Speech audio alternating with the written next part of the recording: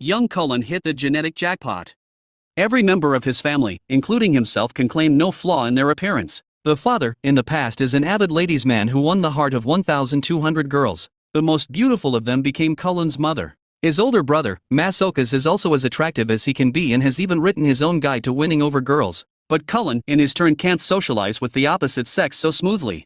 As soon as he's in the street, crowds of fans start chasing him, so he doesn't even go to the nearest store without a mask. Otherwise, Cullen spends almost all his time at home. His only best friend is a fish named Onto, with whom he plays collectible cards and sometimes shares his concerns. His parents and brother are seriously alarmed by Cullen's seclusion and try to motivate the guy to live like other teenagers.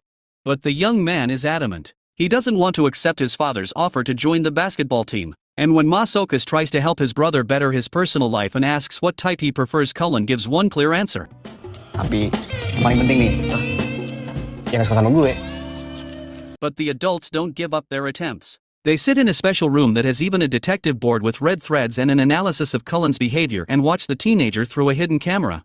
Finally, a brilliant idea in their opinion dawns on the trio and they decide to act at once. When Cullen goes down to the kitchen for a drink of water, the parents act out a scene in which they discuss the family's financial situation. The woman tries to talk her husband out of working on a difficult project due to his age, but he explains that the money will be good for him and he'll be able to pay for Cullen's homeschooling next semester.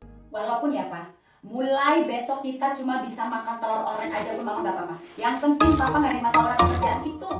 The father begins to cry and asks for forgiveness from his wife for not coping with the duty of the breadwinner in the family. But Cullen's mother comforts him and says that together they'll definitely come up with something. The canny plan does not fail. Taken aback, Cullen cries all night long. When he comes down to the kitchen in the morning, he sees his father sitting with a newspaper looking for a job, and his mother puts a small-sized breakfast on the table. Pak, sarapannya cuma telur oranye doang, nggak apa-apa ya? Nggak apa-apa, Ma. Their son apologizes for being a burden to them. He says that he wants to improve and will go back to regular school next semester. Masokas, who's chimed in at this moment, promises to become a love mentor for his brother. However, Cullen voices the conditions. Cuma mau masuk sekolah khusus cowok. Bego sih. Ignoring the persuasions of his older brother, Cullen still goes to an all-boys school, keeping his helmet on. Naturally, Cullen's extraordinary look doesn't go unnoticed, but he does not care about the ridicule of his classmates. But then, the teacher comes into the classroom and commands that he take off his headgear and show his face.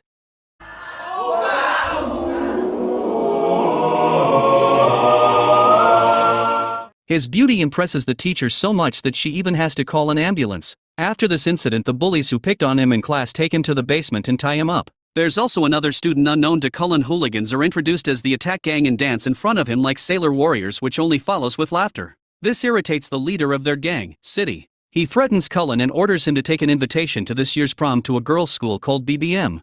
The thing is, in last attempts they were turned down because of the beautiful Amanda studying there. City is in love with her, and according to him, Cullen can convince the schoolgirls to come to the dance using his appearance. The stranger sitting next to him frees Cullen. He's not going to backpedal and he heads straight to the director's office to report the threats. The director, to their surprise, listens attentively to the story and states that this time there was no excuse for City and his guy's actions.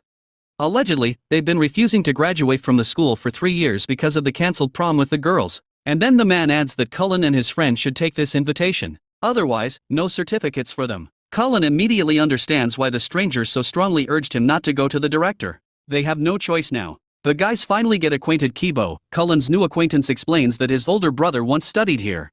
He's always beaten City in mini football, but he's already graduated and now City troubles the younger ones in revenge. On this note, the guys exchange numbers and the very next day go on the errands. But the BBM students are extremely aggressive when they arrive and Cullen has to take off his helmet.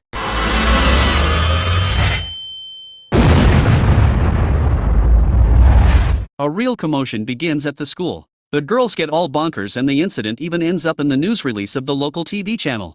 While the main character returns home, he himself is put on a wanted list and his entire family is in the spotlight. His brother eagerly gives live interviews about Cullen's life. His parents even sell tickets for a tour of the real handsome man's house, and Amanda sees his face on the news. Somehow, Cullen manages to break away from the crowd of fans and hides on the roof of the building. He receives a video call from his parents and brother. They all ask him to come home, but the guy responds that he will do so when the family stops using him for their own gain. At this point, the touring girl appears in the frame and Cullen accidentally learns the bad news, saying, "Do whatever you want." Cullen puts out the phone and stands on the edge of the roof. A few seconds later he hears the voice of a girl behind him calling him a coward. Startled, the guy drops his helmet on the asphalt and turns about. The girl sits on a ledge with a notebook in her hands and looks at him with a sneer. Cullen wonders why the sight of his face didn't make her faint. The new girl twists her finger at her temple, calls him a narcissist and hurries away. Cullen yells out his name in her wake, but the girl ignores him. He realizes he might have fallen in love.